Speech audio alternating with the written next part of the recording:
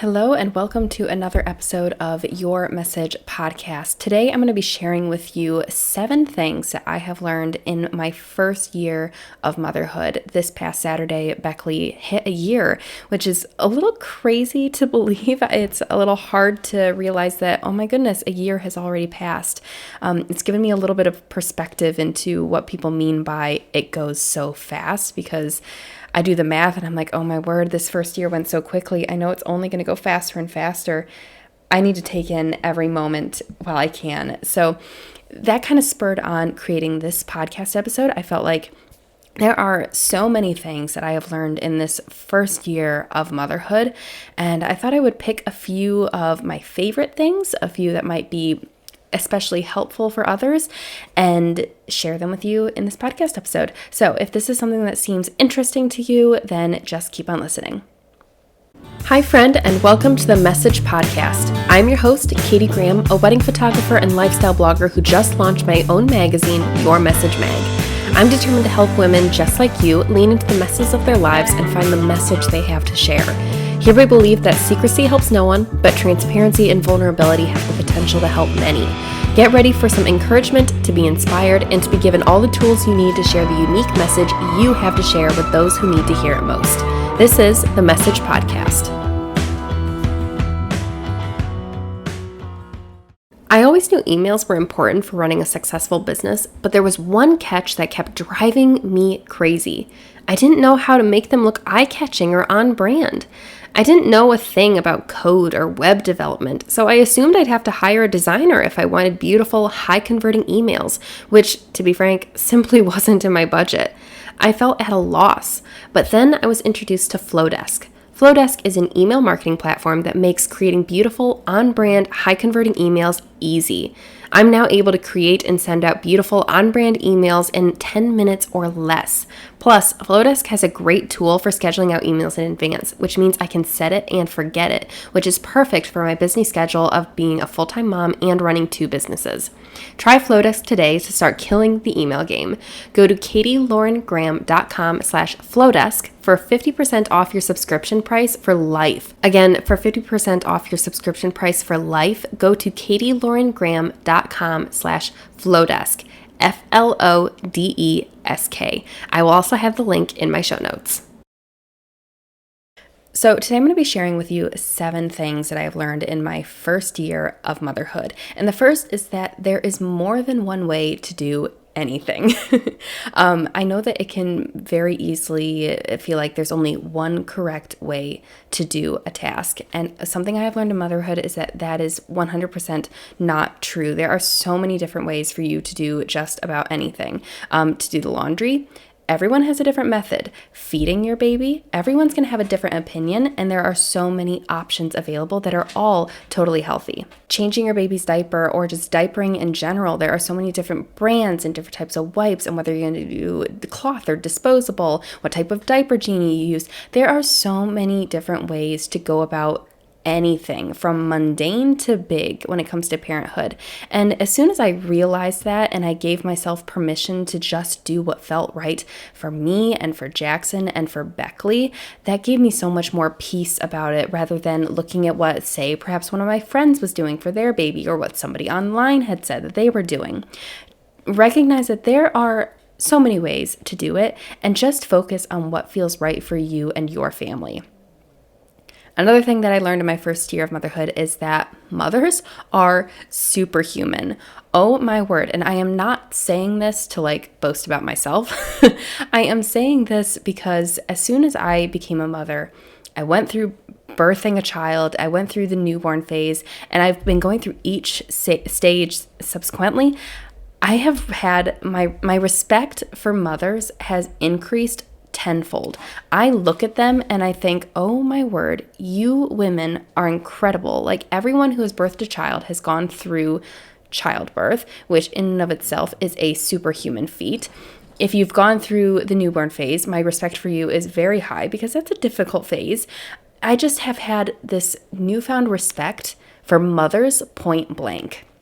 And that is something that I'm very thankful for. I now look at my own mom in a totally different light than I used to. So that's another thing I've learned is that mothers, They're superhuman, just amazing humans. The third thing that I've learned in my first year of motherhood is that you can absolutely still have a career while being a stay-at-home mom. I know that this is something that you might hear a lot, is that, well, I feel like we don't hear it quite as often anymore as we used to, which is a good thing. But I remember growing up and it was a lot of, if you were a stay-at-home mom, you did not have a career. You were a mom 100% of your time, and that was what you did. Whereas now I've come to learn that, yes, I am a mom most of the time, but I still definitely have a career happening while I'm being a mom. Now, that being said, is it easy to have a career while being a stay-at-home mom? No. Definitely not. In fact, I have a whole past podcast episode dedicated to this subject of what it is like to be a stay-at-home mom and have a career, to be a work-from-home mom. I've got a whole past podcast episode on that. So if you want to hear more of my thoughts on this particular point, then go listen to that podcast episode. I get quite vulnerable and real with you there. But that is something that I have learned in this first year of motherhood, is that you can absolutely still have a career while being a stay-at-home mom. One does not mean that the other cannot happen. They can coexist. They can work beautifully together. And yeah, I've talked a lot about this in a past podcast episode, so go listen to that one if you're interested. The fourth thing that I learned, which was more of a tough pill to swallow for me, is that motherhood, or certain aspects of motherhood, might not come naturally, and that's okay. I was under the misconception that when I became a mom, everything would just click naturally. The parts that seemed a little less desirable would just, like, as soon as I had my baby, all of a sudden, all of that undesire would just disappear, that I would just be thrilled, and it would just all come naturally and beautifully. And that's not the case. There are certain aspects of motherhood that are very difficult for me and a real challenge for me. And I talk to other moms, and, those aren't a challenge for them. But then there are other areas that are absolutely a challenge for them, where it's not so much of a challenge for me. And so I think that this rings true for just about every woman, if not every woman. There are certain parts of motherhood that might not come naturally. They are probably a challenge for you, or a discouragement, or something that you really wish that you could just overcome. It doesn't come easily, and that's okay. Obviously, do what you can to overcome whatever those pitfalls are or challenges are. Like, do what you can to be the best mother you can possibly be, but also recognize that you don't have to feel guilty for struggling in the first place. It's totally okay if you have a pitfall, because honestly, that's just the nature of the world we live in. We live in a world that is attacked by sin on a regular basis, and this is where my faith is going to show, but we live in a broken world because of sin, and so we cannot expect things to be perfect or to be flawless or to go easily, because honestly, that's not what's going to happen as long as sin is a part of our world. I just said that so funny, like our world. So it's totally okay that you might have struggles, or that something doesn't come naturally, or as naturally as you would have liked it to have been. Obviously, do what you can to overcome it, but don't make yourself feel guilty for something that you don't have control over as a starting point, as a default. Number 5, something that I learned, is that support and asking for help is totally acceptable. In fact, I would completely encourage it. We need to be more comfortable with asking for help and looking for that support amongst one another.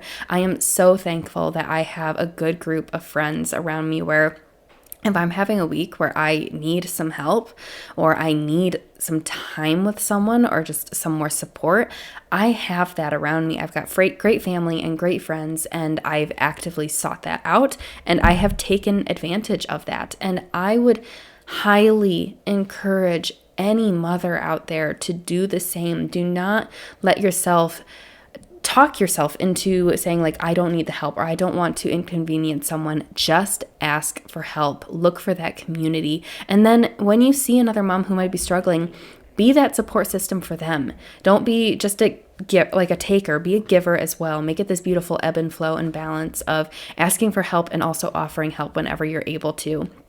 So asking for help, it's totally acceptable, and I would completely 100% encourage that you do so.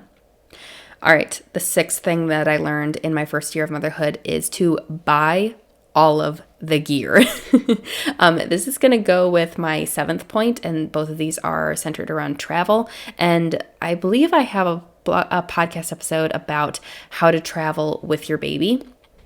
So if you want to hear more about my thoughts on this as well, go listen to that past podcast episode where I talk about how to travel with your baby. But buy all of the gear. Like, gear makes your life so much easier. I recognize that back like 50 years ago, 100 years ago, 500 years ago, 2,000 years ago, they did not have the gear that we have today.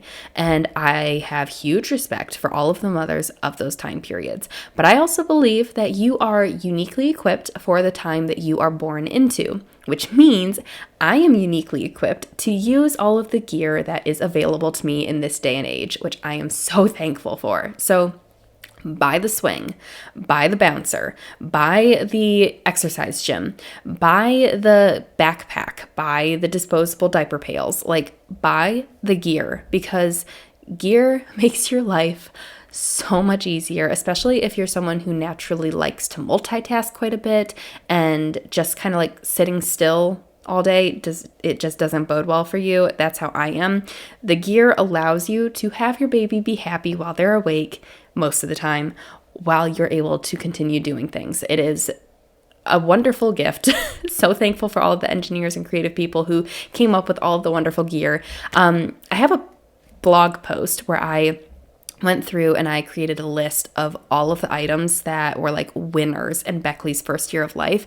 I'm going to link that blog post in the description of this episode, in the notes of this episode, so that if you want to see what gear we used in Beckley's first life that we loved and would highly recommend, it's all going to be listed there. So go check out that blog post if you're interested in that. And then the last thing that I learned, well, not the actual last thing, but the last thing I'm going to mention in this podcast episode is that travel is easiest when they're youngest. And this is something that I've realized as we've now traveled with Beckley several times, and car trips, on the plane. We've done lots of trips with her. And again, go listen to that How to Travel with Your Baby podcast episode. It's just a couple back, I believe, because I go into more detail in that one about how to travel with your baby. Just take my word for it. It is so much easier to travel with a baby when they are youngest, and it's safe to travel with them, obviously, but when they're at their youngest, it is the easiest to travel with them, and it is a great way to start building that foundation where they feel comfortable and you feel comfortable, and it just gets a little bit more comfortable as you continue going. So just take my word for it. If you want to be traveling often with your baby, start young. Okay, so those are 7 things that I learned in my first year of motherhood. Obviously, I learned a lot more than just those 7 things, but I mean, I'm not going to mention all those things because we would be here for approximately a year if I were to explain them all to you. But I hope that these were helpful for you, or at least encouraging or interesting. If it was a podcast episode that you enjoyed or was helpful to you, then leave a review. It would mean the world to me if you left a review on this podcast. It would really help to encourage the podcast algorithms to boost this to other listeners so that we can help as many people as possible. And also, share this episode on Instagram. Take a screenshot of this episode page as you're listening to it. Share it to your stories on Instagram and tag me at Katie Lauren Graham and at Your Message Mag, and I will be able to see that you were listening and sharing the excitement of you listening. That would make my day if you would do that. And thank you again so much for listening. I will see you in the next episode. Bye. Have you ever felt like you're called to more in life? Do you desire to encourage others? Have you experienced a mess in life that you wish to share with others to help them grow and feel less alone? I created Your Message Mag for driven, encouraging, and servant-hearted people just like you. Your Message Mag is my new lifestyle magazine focused on bringing encouragement and inspiration into the lives of others through impactful storytelling and seasonal content. Each issue features guest writers with powerful, impactful stories to tell. Get ready to experience the first magazine you'll not only read cover to cover, but will also change your life. Subscribe to Your Message Mag at yourmessagemag.com. Again, go to yourmessagemag.com to get your first copy. The link is also in the show notes. Thanks for listening to the Your Message podcast. Did you enjoy today's episode? If so, make sure you're subscribed to this podcast and leave a review if you haven't already. This really helps with encouraging the podcast apps to share this with other people to maximize our impact so we can help as many people as possible. Also, if you enjoyed today's episode, be sure to screenshot this episode and share it on Instagram. Make sure to tag me at Katie Lauren Graham so I can share in the excitement with you. Thanks so much for listening, and I'll see you in the next episode.